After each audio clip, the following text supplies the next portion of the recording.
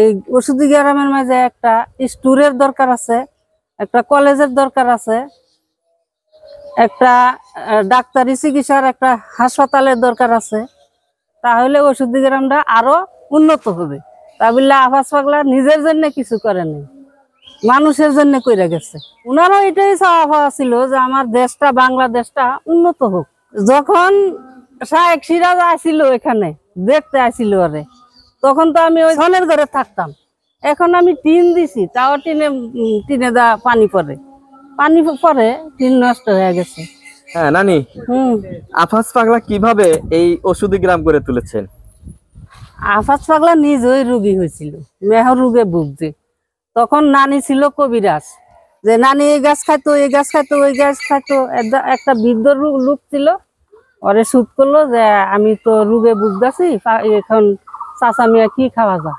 ওই লোকটা যুক্তি দিল, তোমার বাড়ির আনাচে কানাচে, তোমার বাড়ির আশেপাশে ওষুধ লাগাও এবং খাও, তুমি নিজে উন্নত, 5 জন মানুষও উন্নত করতে পারবা।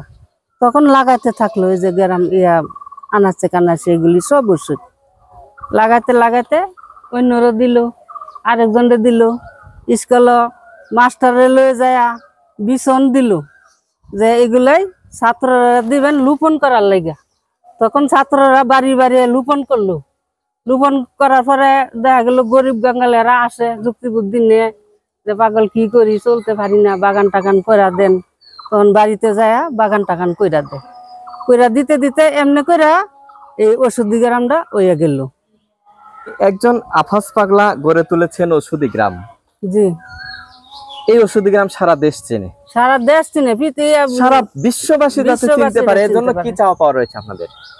আমার তো চাওয়া পাওয়া আছে, ওই যে একটা মাজার আমি যে দূর পারিছি এর দূর করেছি। এখানে আমার স্বামীর একটা ঠাই তো জায়গা, একটা মাজার ভাবে কইরে থুইছি।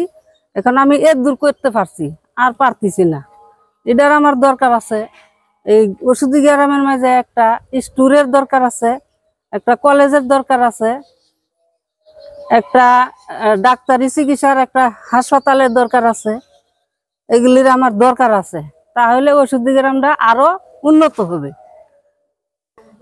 যখন শায়েক সিরাজ আসছিল এখানে দেখতে আসছিল ওরে, তখন তো আমি ওই যে টিনের ঘরে ছনের ঘরে থাকতাম। এখন আমি টিন দিছি, তাও টিনে দা পানি পড়ে টিন নষ্ট হয়ে গেছে।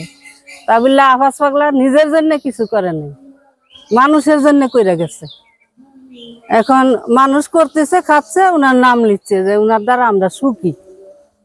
তো নানি, ওনার আসে কি চাওয়া পাওয়া ছিল মানুষের কাছে?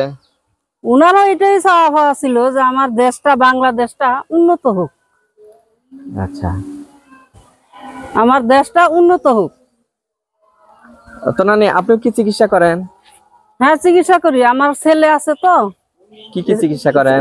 সব রোগের তো চিকিৎসা করি, মেহর চিকিৎসা করি, চিস্তিয়া বনজ দাওয়াখানা, এটা আপনার?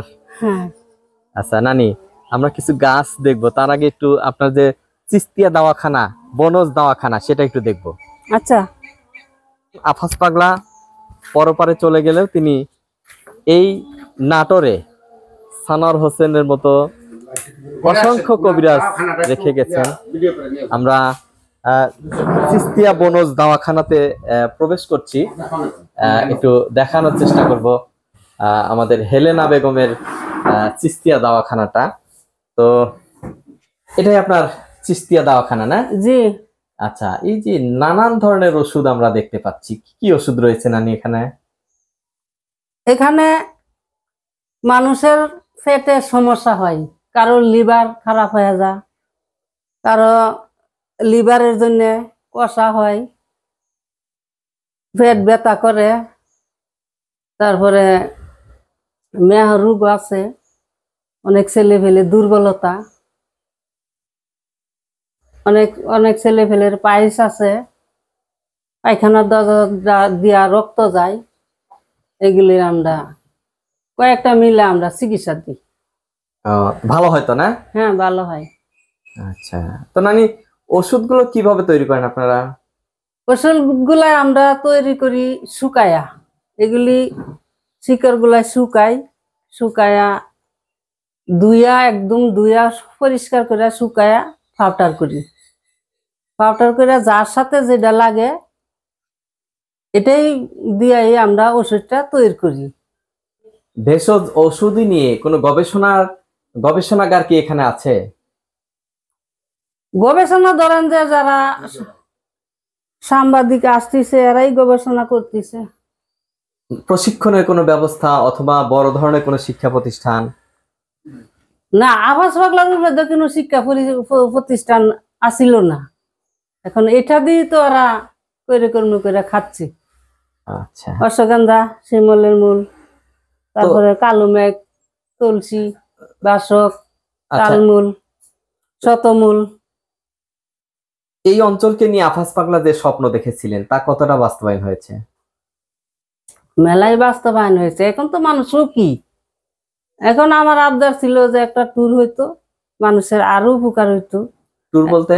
ট্যুর মানে কাঁচামালটা থুইলে যাতে নষ্ট না হয়, সবার পক্ষ থেকে আপনি একটা স্টোরের দাবি দাবি জানাচ্ছেন? করতেছি। আর ধরেন যে একটা হাসপাতালের দরকার, একটা কলেজের দরকার, আয়ুর্বেদিক কলেজ যেমন এমন একটা কলেজের দরকার, যাতে লেখাপড়া করে গাছগাছালি দিয়া যাতে ভবিষ্যতে একটা ডাক্তার হইতে পারে।